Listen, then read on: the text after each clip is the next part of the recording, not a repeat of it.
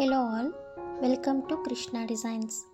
ನಾನಿವತ್ತು ಒಂದು ಬ್ಲೌಸ್ನ ಹೇಗೆ ಫಿನಿಶಿಂಗ್ ಕೊಡ್ತಾ ಇದ್ದೀನಿ ಅನ್ನೋದನ್ನು ತೋರಿಸ್ತಾ ಇದ್ದೀನಿ. ಹಾಗೆಯೇ ಕೆಲವೊಂದು ಮಾತುಗಳನ್ನು ಹೇಳೋಕ್ಕೆ ಇಷ್ಟಪಡ್ತೀನಿ. ನಮ್ಮ ಲೇಡೀಸ್ ಹತ್ರ ಯಾವೆಲ್ಲ ಗುಣಗಳಿರ್ತವೆ ಅಷ್ಟೆಲ್ಲ ಕ್ವಾಲಿಟೀಸ್ ನಮ್ಮಲ್ಲಿ ಇಟ್ಕೊಂಡು ನಾವು ನಮ್ಮನ್ನು ನಾವೇ ಅಂಡರ್ ಎಸ್ಟಿಮೇಟ್ ಮಾಡ್ಕೊಂಡ್ಬಿಡ್ತೀವಿ. ಬೆಳಿಗ್ಗೆಯಿಂದ ರಾತ್ರಿವರೆಗೂ ನಾವೆಲ್ಲ ಎಷ್ಟೆಲ್ಲ ಕಷ್ಟಪಡ್ತೀವಿ, ಎಷ್ಟೆಲ್ಲ ಕೆಲಸ ಮಾಡ್ತೀವಿ, ಆದರೂ ಕೊನೆಗೆ ಆ ಸ್ಯಾಟಿಸ್ಫ್ಯಾಕ್ಷನ್ನೇ ಇರೋದಿಲ್ಲ. ಈ ಹೌಸ್ ವೈಫ್ ಹತ್ರ ಅಂತೂ ಇದು ಜಾಸ್ತಿನೇ ಇರುತ್ತೆ. ನಾನೇನು ಮಾಡೋದಿಲ್ಲ, ನಾನು ಮನೆಯಲ್ಲೇ ಇರ್ತೀನಿ, ನನ್ನ ಹತ್ರ ಏನು ದುಡ್ಡು ಕಳಿಸೋದಿಲ್ಲ, ಈ ಥರ ತಮ್ಮನ್ನು ತಾವೇ ಅಂಡರ್ ಎಸ್ಟಿಮೇಟ್ ಮಾಡ್ಕೊಂಡ್ಬಿಡ್ತಾರೆ, ಕಾನ್ಫಿಡೆನ್ಸ್ನ ಕಳ್ಕೊಂಡ್ಬಿಡ್ತಾರೆ.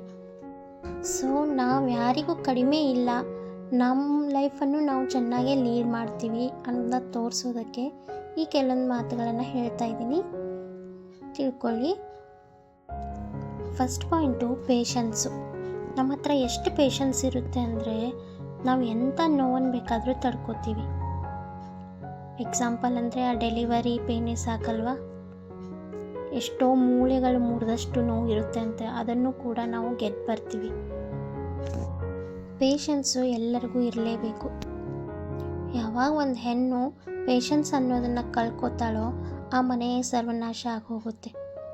ಸೊ ಯಾವುದೇ ಒಂದು ಮನೆ ಚೆನ್ನಾಗಿದೆ ಅಂದರೆ ಅಲ್ಲಿ ನಮ್ಮ ಹೆಣ್ಮಕ್ಳ ಕೈ ಅಂತೂ ಮೇಲೆ ಇದ್ದೇ ಇರುತ್ತೆ. ಅವರು ತುಂಬ ಪೇಷನ್ಸ್ ಆಗಿರುತ್ತಾರೆ. Second point multitasking. ನಿಮಗೆ ನಾನು ಹೇಳಬೇಕಾ, ಮಲ್ಟಿ ಟಾಸ್ಕಿಂಗ್ ಅಂದರೆ ಒಲೆ ಮೇಲೆ ಒಂದು ಕಡೆ ಪಲ್ಯ ಇರುತ್ತೆ, ಒಂದು ಕಡೆ ಅನ್ನ ಇರುತ್ತೆ, ಇನ್ನೊಂದು ಕಡೆ ಮಕ್ಕಳಿಗೆ ಸ್ಕೂಲ್ಗೆ ಹೋಗೋಕ್ಕೆ ರೆಡಿ ಮಾಡ್ತಿರ್ತೀವಿ. ಇತ್ತ ಗಂಡಂದರಿಗೆ ಆಫೀಸಿಗೆ ಕಳ್ಸೋಕ್ಕೆ ಅವರಿಗೆಲ್ಲ ಟಿಫಿನ್ನು, ಲಂಚ್ ಬಾಕ್ಸು, ಈ ಅತ್ತೆ ಮಾವ ಅವ್ರಿಗೇನು ಬೇಕೋ ಅದನ್ನೆಲ್ಲ ರೆಡಿ ಮಾಡ್ತಿರ್ತೀವಿ. ಒಂದು ಟೈಮ್ನಲ್ಲಿ ಏನೇನೋ ಕೆಲಸ ಮಾಡ್ತಿರ್ತೀವಿ. ನಾವು ಯಾವ ಸೂಪರ್ ಹೀರೋಗಿಂತ ಕಡಿಮೆ ಇಲ್ಲ. ಈ ಮಲ್ಟಿ ಟಾಸ್ಕಿಂಗ್ನ ನಮ್ಮ ಲೈಫ್ನಲ್ಲಿ ನಾವು ಅಳವಡಿಸ್ಕೊಂಡ್ರೆ ಎಲ್ಲ ಕೆಲಸಗಳು ತುಂಬ ಈಸಿಯಾಗಿ ಬೇಗನೆ ಮುಗಿದು ಹೋಗುತ್ತವೆ. ಥರ್ಡ್ ಪಾಯಿಂಟು ಎಮೋಷ್ನಲ್ ಇಂಟೆಲಿಜೆನ್ಸು ಅಥವಾ ಎಮೋಷ್ನಲ್ ಕಂಟ್ರೋಲ್. ಅಂದರೆ ನಾವು ತುಂಬ ಎಮೋಷನ್ಸ್ನ ಕಂಟ್ರೋಲ್ ಮಾಡ್ತೀವಿ, ಹಾಗೆ ಮಾಡಲೂ ಬೇಕು. ಯಾರಿಂದನೂ ಏನೂ ಎಕ್ಸ್ಪೆಕ್ಟೇಷನ್ ಇಟ್ಕೋಬಾರ್ದು, ಯಾಕಂದರೆ ಎಕ್ಸ್ಪೆಕ್ಟೇಷನ್ಸ್ ಎಲ್ಲಿರುತ್ತೋ ಅಲ್ಲೇ ನೋವು ಜಾಸ್ತಿ ಇರುತ್ತೆ. ನಾವು ತುಂಬ ಕೋಪನೂ ಜಾಸ್ತಿ ಮಾಡ್ಕೋಬಾರ್ದು, ಖುಷಿನೂ ಜಾಸ್ತಿ ಹಂಚ್ಕೋಬಾರ್ದು. ಎಮೋಷನ್ಸ್ನ ಕರೆಕ್ಟಾಗಿ ಕಂಟ್ರೋಲ್ ಮಾಡ್ತಾ ಹೋಗಬೇಕು. ಆವಾಗ ನಾವು ಗೆಲ್ತೀವಿ. ಯಾವುದೇ ಒಂದು ವಿಷಯದಲ್ಲಾದ್ರೂ ಬ್ಯಾಲೆನ್ಸ್ ಅನ್ನೋದು ಇದ್ದೇ ಇರಬೇಕು. Caring quality. ಕೇರಿಂಗ್ ಅನ್ನೋದು ನಮ್ಮ ರಕ್ತದಲ್ಲೇ ಇರುತ್ತೆ. ಫಾರ್ ಎಕ್ಸಾಂಪಲು, ಮನೆಯಲ್ಲಿ ಒಂದು ಚಪಾತಿ ಇದ್ದರೆ ಅದನ್ನು ನೀವು ತಿಂತೀರಾ ಅಥವಾ ನಿಮ್ಮ ಹಸ್ಬೆಂಡಿಗೆ ಅಥವಾ ನಿಮ್ಮ ಮಕ್ಕಳಿಗೆ ಕೊಡ್ತೀರಾ? ಅದನ್ನು ವಿಚಾರ ಮಾಡಿ. ನಾವು ನಮಗಲ್ಲಿರಲಿಲ್ಲ ಅಂದ್ರೂ ಮೊದಲು ಅವ್ರಿಗೆ ಕೊಟ್ಟು ಆಮೇಲೆ ನಾವು ತಿಂತೀವಿ. ಅದೇ ನಮಗೆ ಹುಷಾರಿಲ್ಲ ಅಂದ್ರೂ ನಾವು ಎದ್ದು ಕೆಲಸ ಮಾಡಿ ಯಾರಿಗೂ ಏನು ತೊಂದರೆ ಆಗಲಾರ್ದಾಗೆ ನೋಡ್ಕೋತೀವಿ. ಬಟ್ ಈ ಕೇರನ್ನು ನಾವು ನಮ್ಮ ಮೇಲೇ ತೋರಿಸೋದಿಲ್ಲ. ಆದ್ದರಿಂದ ಇಲ್ಲಿ ಇಂಪಾರ್ಟೆಂಟು, ನಮ್ಮ ಮೇಲೂ ನಾವು ಕೇರ್ ಮಾಡ್ಕೊಳ್ತಾನೆ ಇರಬೇಕು. ಯಾಕಂದರೆ ನಾವು ಚೆನ್ನಾಗಿದ್ರೇ ತಾನೇ ಬೇರೊಬ್ಬರಿಗೆ ಚೆನ್ನಾಗಿ ಇಟ್ಕೊಳ್ಳೋಕ್ಕಾಗೋದು. ಇನ್ನೊಂದು ಪಾಯಿಂಟು, ಗಂಡ್ಮಕ್ಳಿಗಿಂತ ಹೆಣ್ಮಕ್ಳ ಹತ್ರ ಛಲ ಅನ್ನೋದು ಜಾಸ್ತಿನೇ ಇರುತ್ತೆ. ನಾವು ಯಾರಾದರೂ ನಮಗೆ ಅವಮಾನ ಮಾಡಿದ್ರೆ ಅವರು ತಲೆಯಿಂದ ತೆಗೆದು ಹಾಕ್ಬಿಡ್ತಾರೆ ಗಂಡ್ಮಕ್ಳು. ಬಟ್ ನಾವು ಹಾಗಲ್ಲ, ಅದನ್ನು ನೆನ್ಪಿಟ್ಕೊಂಡಿರ್ತೀವಿ. ಅವ್ರು ಹೀಗಂದರು, ನಾನು ಅವ್ರ ಮುಂದೆ ಅದನ್ನು ಮಾಡಿ ತೋರಿಸ್ಬೇಕು, ನಾನು ಅವ್ರ ಮುಂದೆ ಗೆದ್ದು ತೋರಿಸ್ಬೇಕು ಅನ್ನೋದು ನಮ್ಮ ಹತ್ರ ಇದ್ದೇ ಇರುತ್ತೆ. ಆ ಛಲನೇ ನಮ್ಮನ್ನು ಮುಂದೆ ತರುತ್ತೆ. ಬಟ್ ನಾವು ಯಾವ ಛಲನ ಹೊಂದಿದ್ದೀವಿ ಅನ್ನೋದು ತುಂಬ ಇಂಪಾರ್ಟೆಂಟು. ಯಾವುದೋ ಕೆಟ್ಟದಾಗಿ ಮಾಡೋ ಬದಲು ಒಳ್ಳೆ ಗುಣಗಳನ್ನು ಅಳವಡಿಸ್ಕೊಂಡು ಅದರಲ್ಲಿ ಗೆಲ್ಲೋದು ತುಂಬ ಇಂಪಾರ್ಟೆಂಟ್ ಆಗುತ್ತೆ. ಅದೇ ನೀವು ಯಾರಿಗಾದರೂ ಕೇಳಿ ಬಯಸಿ ಅದರಲ್ಲಿ ನಾವು ಅವರಿಗೆ ಹಾಳು ಮಾಡ್ತೀವಿ ಅಥವಾ ನಾವು ಗೆಲ್ಲಲ್ಲ, ಅವ್ರ ಮುಂದೆ ನಾವು ಗೆದ್ದು ಅವರಿಗೆ ನಾವು ಇನ್ಸಲ್ಟ್ ಮಾಡ್ತೀವಿ, ಈ ಥರ ಛಲವನ್ನು ಇಟ್ಕೊಳ್ಬಾರ್ದು. Next point creativity. ಆಲ್ಮೋಸ್ಟ್ ನಾವು ಕ್ರಿಯೇಟಿವ್ ಆಗಿರಬೇಕು. ಯಾವಾಗ ನಾವು ಕ್ರಿಯೇಟಿವ್ ಆಗಿರ್ತೀವೋ ಆವಾಗ ನಮ್ಮ ಲೈಫ್ನಲ್ಲಿ ಏನಾದರೂ ಒಂದು ಹೊಸದಾಗಿ ಕಲಿಯೋದಕ್ಕೆ ಅಥವಾ ಏನಾದರೂ ಒಂದು ಸಾಧಿಸೋದಕ್ಕೆ ಹೆಲ್ಪ್ ಆಗುತ್ತೆ. ಇದ್ದದ್ದು ಇರಲಿ ಬಿಡು, ಅಷ್ಟರಲ್ಲೇ ಇರೋಣ ಅಂತಂದರೆ ನಾವೇನೂ ಸಾಧಿಸೋಕ್ಕೆ ಆಗೋದೇ ಇಲ್ಲ. ಅದೇ ನಾವು ಕ್ರಿಯೇಟಿವ್ ಆಗಿ ಏನಾದರೂ ಐಡಿಯಾ ಮಾಡಿ ಇದನ್ನು ಹೇಗೆ ಮಾಡೋದು, ಅದನ್ನ ಹೇಗೆ ಮಾಡಿದ್ರೆ ನಾವು ಮುಂದೆ ಬರ್ತೀವಿ, ಅಥವಾ ಈಗ ಮನೆಗೆ ಏನಾದ್ರೂ ಮಾಡೋದಿತ್ತು, ಅಡುಗೆಗಳಲ್ಲಾಯಿತು, ಏನಾದರೂ ಒಂದು ಕ್ರಿಯೇಟಿವ್ ಆಗಿ ಮಾಡಿದ್ವಿ ಅದನ್ನ ಇಂಟ್ರೆಸ್ಟಿಂಗಾಗಿ ಮಾಡಿದ್ರೆ ತುಂಬ ಚೆನ್ನಾಗಿರುತ್ತೆ, ಎಲ್ಲರಿಗೂ ಇಷ್ಟ ಕೂಡ ಆಗುತ್ತೆ. ಈಗ ನಾನು ನೋಡ್ತಾ ಇರೋ ಹಾಗೆ ಈಗ ನಾವು ಎಲ್ಲರಂತರೂ ಸ್ಟಿಚಿಂಗ್ ಮಾಡ್ತಿರ್ತೀವಿ, ಬ್ಲೌಸ್ ಹೊಲಿತೀವಿ, ಅದು ಮಾಡ್ತೀವಿ, ಎಲ್ಲನೂ ಮಾಡ್ತಿರ್ತೀವಿ. ಬಟ್ ಇದರಲ್ಲಿ ನಾವು ಕ್ರಿಯೇಟಿವಿಟಿನ ತೋರಿಸಿದ್ರೆ ನಮ್ಮ ಕಸ್ಟಮರ್ಸಿಗಳಿಗೂ ಕೂಡ ಖುಷಿ ಆಗುತ್ತೆ.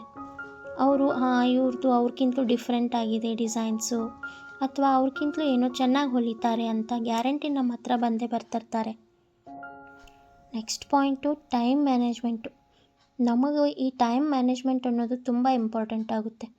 ನಾವು ಬೆಳಗ್ಗೆ ಎದ್ದಾಗಿಂದ ಹಿಡಿದು ರಾತ್ರಿ ತನಕ ಏನೇನು ಕೆಲಸ ಮಾಡ್ತೀವಿ ಎಲ್ಲದರಲ್ಲೂ ಒಂದು ಕರೆಕ್ಟಾಗಿ ಟೈಮನ್ನು ಸೆಟ್ ಮಾಡ್ಕೊಂಡ್ಬಿಟ್ವಿ ಅಂದರೆ ನಮ್ಮ ಲೈಫು ತುಂಬ ಸರಾಗವಾಗಿ ನಡೆಯುತ್ತೆ. ಈ ಟೈಮ್ ಮ್ಯಾನೇಜ್ಮೆಂಟಿಗೆ ಮೇಯ್ನಾಗಿ ಇರಬೇಕಂದ್ರೆ ಬೆಳಿಗ್ಗೆ ಬೇಗ ಏಳೋದು. ನಾವು ಏಳೋದೇ 8-9 ಗಂಟೆಗೆ ಎದ್ಬಿಟ್ರೆ ನಾವು ಏನು ಮಾಡೋದಕ್ಕೂ ಆಗೋದಿಲ್ಲ, ಎಲ್ಲ ಕೆಲಸನೂ ಲೇಟ್ ಆಗುತ್ತೆ, ಪ್ರತಿಯೊಂದರಲ್ಲೂ ಹಿಂದೆ ಉಳಿದ್ಬಿಡ್ತೀವಿ.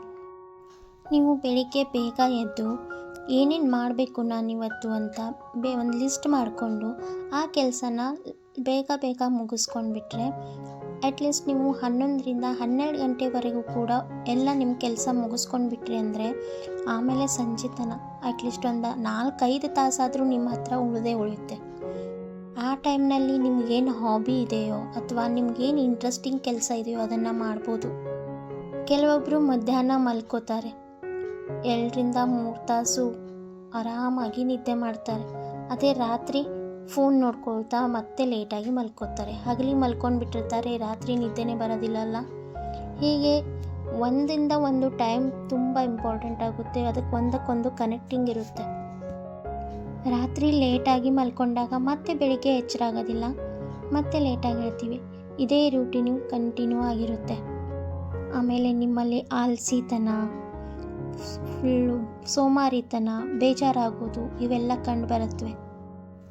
ನೆಕ್ಸ್ಟು ಏನಾದರೂ ಹೊಸದಾಗಿ ಕಲಿತಾನೇ ಇರಬೇಕು. ನಮ್ಮದು ಏಜ್ ಆದರೂ ಪರವಾಗಿಲ್ಲ, ಏನಾದರೂ ಕಲಿತಾ ಇರಬೇಕು. ನಾವು ಸಾಯೋವರೆಗೂ ಕಲಿತಾನೇ ಇರಬೇಕು. ಕಲಿಯೋದಕ್ಕೆ ಯಾವುದೇ ವಯಸ್ಸಿರೋದಿಲ್ಲ, ಏನೂ ಮ್ಯಾಟರ್ ಆಗೋದಿಲ್ಲ. ಯಾವಾಗ ನಾವು ಏನಾದರೂ ಕಲಿಯೋದ್ರೊಳಗೆ ಬ್ಯುಸಿ ಆಗಿಬಿಡ್ತೀವೋ ಆವಾಗ ಈ ಫಾಲ್ತು ಯೋಚನೆಗಳು ನಮ್ಮ ತಲೆಯಲ್ಲಿ ಬರೋದೇ ಇಲ್ಲ. ಅವ್ರು ಹಂಗಂದ್ರು, ಇವ್ರು ಹಿಂಗಂದ್ರು, ಅದ್ರ ಬಗ್ಗೆ ತಲೆ ಕೆಡಿಸ್ಕೊಳ್ಳೋ ಅವಶ್ಯಕತೆನೇ ಇರೋದಿಲ್ಲ.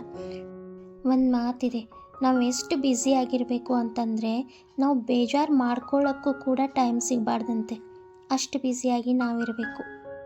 ನಮ್ಮ ನೆಗೆಟಿವ್ ಥಿಂಕಿಂಗ್ ಮಾಡೋದನ್ನು ಬಿಟ್ಬಿಡಬೇಕು. ಯಾವಾಗಲೂ ಪಾಸಿಟಿವ್ ಆಗಿರಿ. ಆ ದೇವರೆಲ್ಲ ಅಸ್ತು ಅಂತಿರ್ತಾರಂತೆ. ನೀವೇನಾದರೂ ಕೆಟ್ಟದಾಗಿ ಅಂದ್ಕೊಳ್ಳುವಾಗ ಅವರು ಅಸ್ತು ಅನ್ನೋದಲ್ಲ. ಸೊ ಅದರ ಬದಲು ಪಾಸಿಟಿವ್ ಆಗಿ ಥಿಂಕ್ ಮಾಡಿಕೊಂಡು ಚೆನ್ನಾಗಿರೋಣ.